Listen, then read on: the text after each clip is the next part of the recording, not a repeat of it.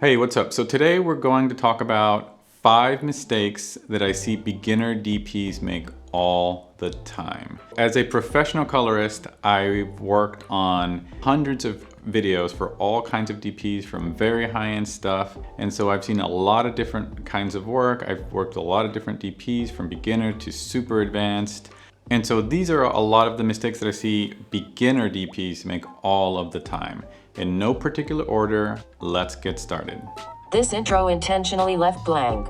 So number 1, they think an expensive camera will make them a better DP. I've seen this so many times where I end up working with, say, a DP who shot on the Red, or maybe even 2 Reds, and it may be their first feature film and they try to use it as a crutch, and I get the footage, whether it's for a corporate video or whatever, and I think it was shot on a digital SLR, and it looks, you would never think it was shot on a higher end camera.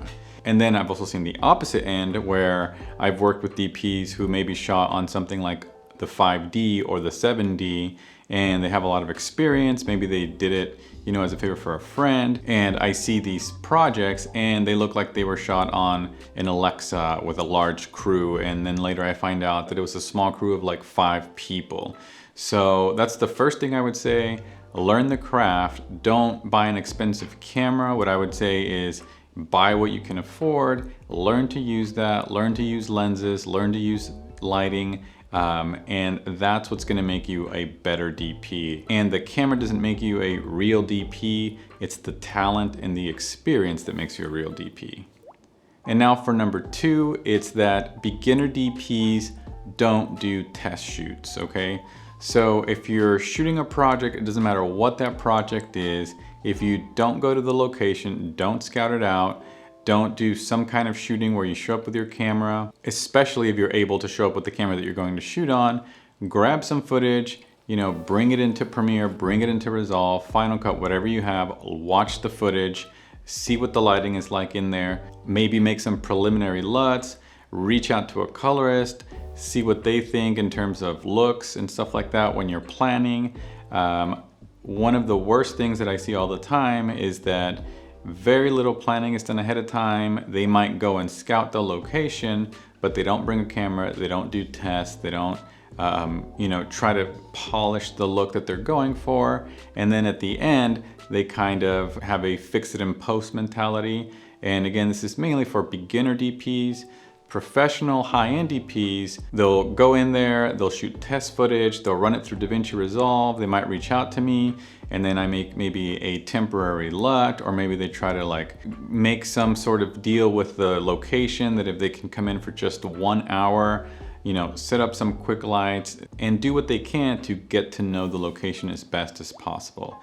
Now, it's understood that sometimes that just is completely not possible for whatever reason, but you should always try to go to the location and do some tests, because it's going to make a huge difference at the end.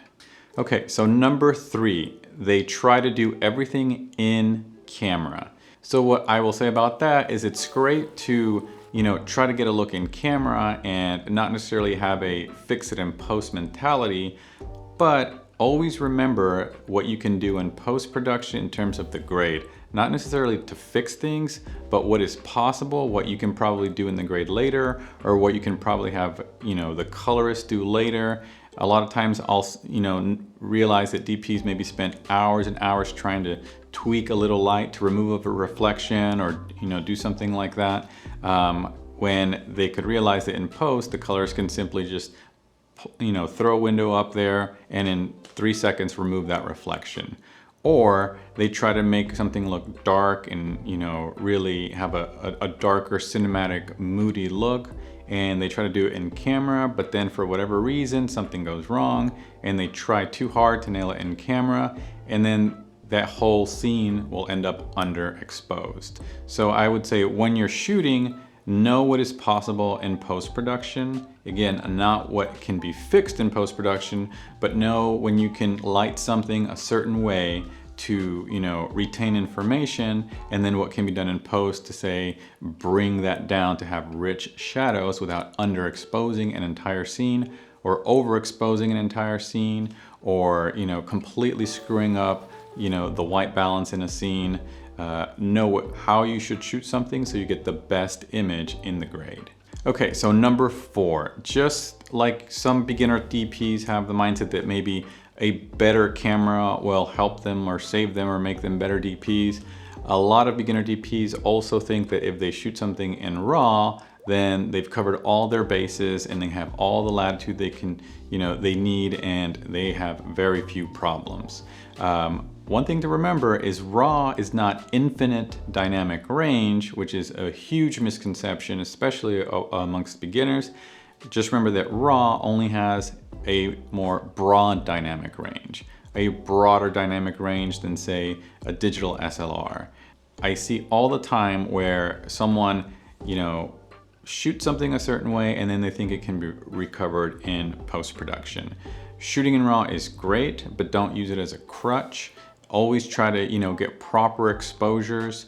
And, if anything, I would say it's usually better for a beginner DP to start off on something like a digital SLR, where you have to be a little bit more precise, really nail your exposure, compared to shooting in something like, a Blackmagic camera. They shoot in RAW and then they get a little bit lazy with the exposure and creating something because they think that you can just, shoot it in RAW and then in post do whatever you want, and that's not the case at all. And so the last one, which this will probably be hard to believe, number 5 is that beginner DPs, they don't white balance their footage.